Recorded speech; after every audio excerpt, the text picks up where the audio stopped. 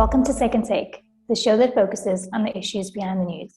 Mining Weekly editor Martin Creamer joins me today to unpack the latest in the mining industry. Welcome, Martin. Thanks, Ashni. So, Botswana Diamond is on the verge of declaring a maiden diamond resource at Thorny River in Limpopo. Can you just unpack that for us? Yes, this is really good news because here you have an exploration expert coming in and not taking that long to be able to talk about a maiden reserve. Now, we want to promote exploration in South Africa, but you can see that Botswana Diamonds, which has achieved this, is not listed in South Africa. It's listed on the AIM in London and it's listed in Botswana. So, you have people prepared to list in Botswana, but not even thinking of the Johannesburg Stock Exchange because it's no longer a source of primary capital. And this is really a worrying situation. If we're going to have proper exploration in South Africa, there's going to have to be big talks between the National Treasury, the Johannesburg Stock Exchange, and the Department of Mineral Resources and Energy. They're going to have to get together, put their heads together, because you can see that no one comes to South Africa if they've got a small company. What are we going to do to try and promote exploration if nobody's going to be able to raise capital here?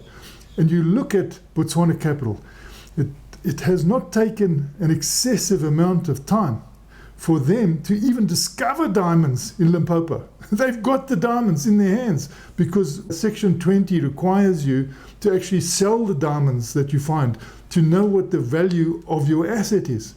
They've already done that. So you can see that they're talking now about a resource. If they have a second Marsfontein there, Marsfontein and the Southern Era and De Beers, it paid for itself in a few days. I'm talking about days. It paid for the investment. So you can see that there's potential in South Africa.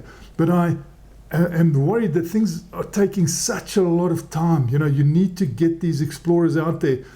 And I think that Botswana Diamond should take a bow because it's not easy to be able to raise money in Ireland and to raise money in the UK and to, list in London and in Botswana and then have to spend that money in South Africa. Obviously, they've got a lot of other interests. They're looking in Botswana itself, in the Kalahari.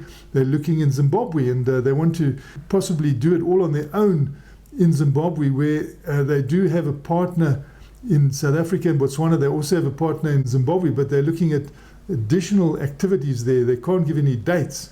But it'll be shocking, if they even do better in Zimbabwe and Botswana than they do in South Africa. We've got the potential here, but there's just no backing, and we've got to change that. And Martin, can you tell us about mining investor Yamkela Makupula's alluvial diamond deal? Yes, Yamkela Makupula. Really, she's gone into alluvial diamonds in South Africa in a dramatic way. And I think we really need to examine her potential there. She's taken 30% of 3 companies. One of them is a selling arm. And her partners really know that area. And one of the things she talks about a lot is that this particularly alluvial diamond industry in South Africa used to employ something like 25,000 people 15 years ago. And she's saying, it's shrunk to such a point now where she sees huge potential as an investor in her personal capacity to come in and start reworking this area, the Middle Orange River, around the Douglas area. And they're finding that the diamonds that come out of here have got a massive demand. They've got a premium. People want them. They're good quality diamonds. So I think that Yamkela is onto a good thing here. And I know all she's talking about now is trying to employ people in this very bad time and trying to alleviate poverty. But I think there's also potential for them to actually do very well here. And I think that her timing is good. And I'm going to keep watching that with Yamkela Makupula. And lastly, Martin, AngloGold Ashanti's incoming CEO is positive that gold could be a refuge of choice in the coming years. Yes, Alberto Calderon, born in Colombia, has been appointed the new CEO of AngloGold Ashanti. And he's had a tremendous experience. In big companies, in the private sector, in the public sector. He was once part of the International Monetary Fund. So, he's a spectacular find. And he's also very good because of his Colombia connection, because they're looking at doing quite a bit in Colombia, and some of the assets they found there were meant to be gold assets, but in one of them they found that it's got a huge copper benefit. So perhaps there'll be some sort of mixture of gold and copper. It'll still be mainly a gold operation, AngloGold Ashanti. But copper is something that the world is looking at very fondly at the moment, and understanding it completely is Alberto Calderon, because he's been with BHP Billiton, he's been around the block in mining, he's been working with South Africans for the last 20 years, during his mining career. So I think that he's intent on getting real value out of AngloGold Ashanti, and says that the discount must be removed.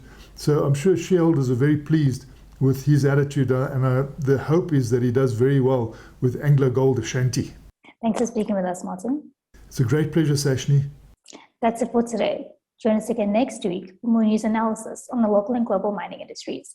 And don't forget to listen to the audio version of our Mining Weekly daily email newsletter.